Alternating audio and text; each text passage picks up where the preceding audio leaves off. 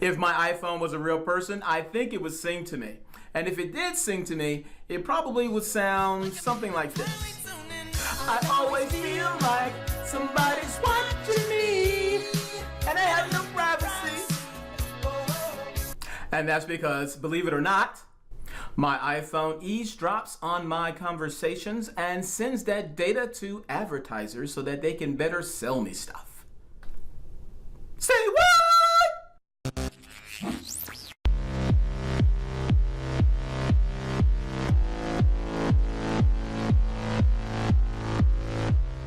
Okay, so I stumbled across this video. This video where a couple suspected that their smartphone was eavesdropping on them and sending data to advertisers. So as an experiment, they decided to just talk about the word cat food, just a random word, cat food. If I remember correctly, they don't own a cat.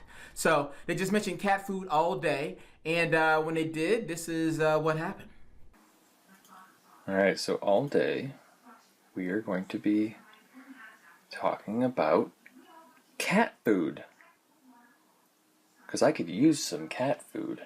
Well, the cat is almost out of food, so we might need some cat food. We should buy some cat food. I should call somebody and ask if they know where to get cat food. And there you have it. Cat food. So I guess Facebook does listen. Interesting. But that's just one example. That's hardly conclusive. Launch into your browser and simply open up history.google.com. This is stuff you'd expect to see, like history for your searches, history for location data, and all that goodness. But the new one, an emerging one, is the voice-related history. Over here on the left-hand side, voice and audio activity. And as you can see here, there's all these different events that have been recorded. Now, in some cases, it's working completely as you would expect, as it's meant to function, where it's creating a record for a search that you've done with voice to help with future recognition of my voice on my device. But since you've got hot words, things to trigger, Google itself and the audio portion of it, like OK Google, you might have recordings like I do here that I didn't. What is? What I'm saying is that, like, oh God. Oh, okay. Two examples, but I'm still skeptical. I'm sure that's the only thing that. Like many, Ashley Blackwell Guerra loves her Amazon Echo. Alexa, turn bedroom light on. Okay. Which offers countless cool voice-activated features when paired with the Alexa app. Playing songs by Bruce Springsteen from Spotify. One of the latest? Drop-In, enabling instant communication between Echo devices. No need to make a call, you just drop in. I could see myself enabling this and totally forgetting about it. Ashley agreed to test it out. We simply sent her a request through our Alexa app, and she accepted. Then we muted our Amazon Echo and gave the command. Alexa, drop in on Ashley Guerra. Which, unbeknownst to Ashley, allowed us to listen in on everything she was saying in her bedroom. She can't hear me, but I can hear her. While drop-in may be intended for a two-way conversation, it can also turn your Echo into an eavesdropping device. What the? Alexa, end drop in. There you go. Yeah, we're still here. Still there. See that this is a problem. End the call. Alexa, end drop in. So it ends it on I had to be the one to end the call. I have no control. Here's some quotes. Yeah, thanks. Here's some quotes from this very illuminating article here. Quote, it says, patents reveal the device's possible use as surveillance equipment for massive information collection and intrusive digital advertising. All right. The study found that digital assistants can be awake even when users think they aren't listening. The digital assistants are supposed to react only when they hear a so-called wake word. For Amazon's Echo, it's Alexa, and for Google Home, it's OK Google. In fact, the devices listen all the time. They are turned on. Let me repeat that. The devices listen all the time. They are turned on. And Amazon has envisioned Alexa using that information to build profiles on anyone in the room to sell them goods. All right, here's another quote. Same article. Leave it up. Same article. All right. Amazon filed a patent application for an algorithm that would let future versions of the device identify statements of interest, such as "I love skiing," enabling the speaker to be monitored based on their interests and targeted for related advertising. Sort of like saying cat food a lot. All right, one more quote. A Google patent application describes using a future release of its smart home system to monitor and control everything from screen time and hygiene habits to meal and travel schedules and other activities.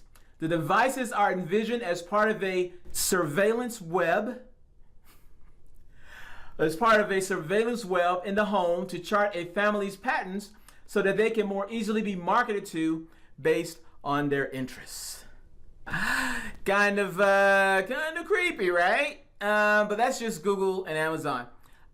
Facebook doesn't do that. I know I just showed you the cat food video earlier, but as far as Facebook purposely eavesdropping on your conversations and sending that information to advertisers to sell you stuff, well, Mark Zuckerberg, the founder of Facebook and the CEO, testified before Congress earlier this year. I think it was April? Yeah, it was April 2018 about this very thing. Let me show you what he said.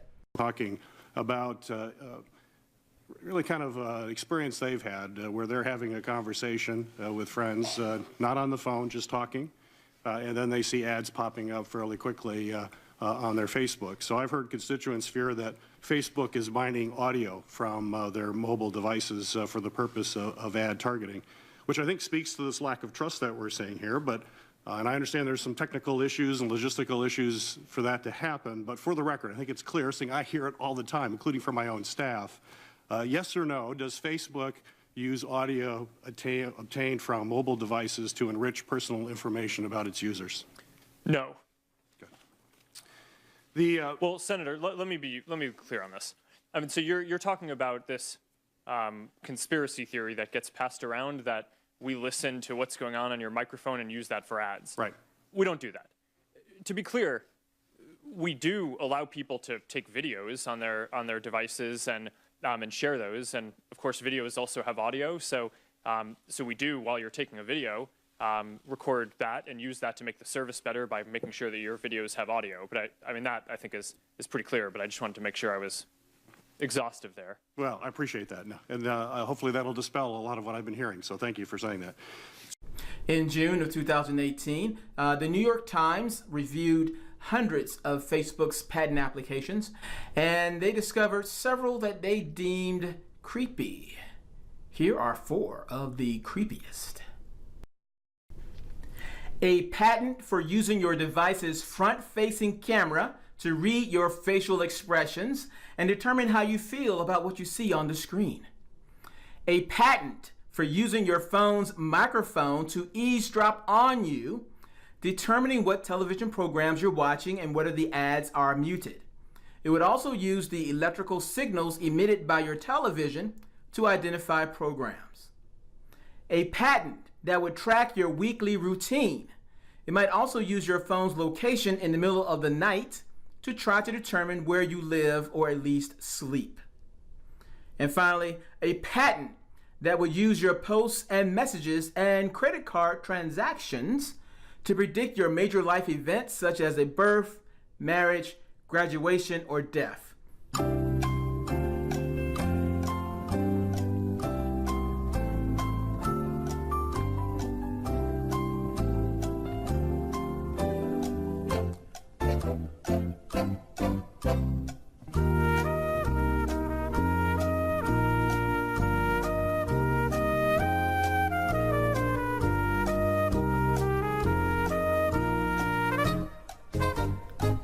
You know, the more I learn about this stuff, the more I am concerned about my own personal privacy online.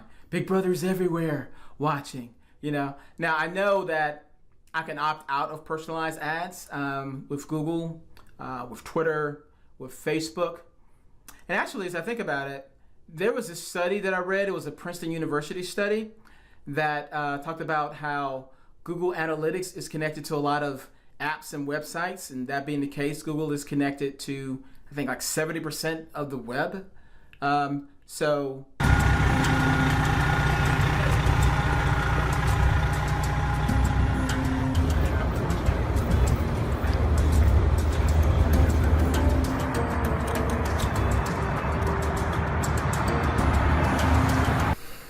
okay, serious question for the audience. Am I being too paranoid? I mean, personalized ads could be a good thing, right? I think in some ways they are good. Let me count the ways. If you run a niche business, it might be difficult to find online customers. Personalized ads make that easier. Want to compete against big enterprises with big budgets? Well, personalized ads help to even out that playing field. But most of all, I think personalized ads are good for consumers in that they do help us find what we value in this vast, unlimited space of the internet. Still, with all that being said, I still feel like I need another opinion. Hey Siri, never mind.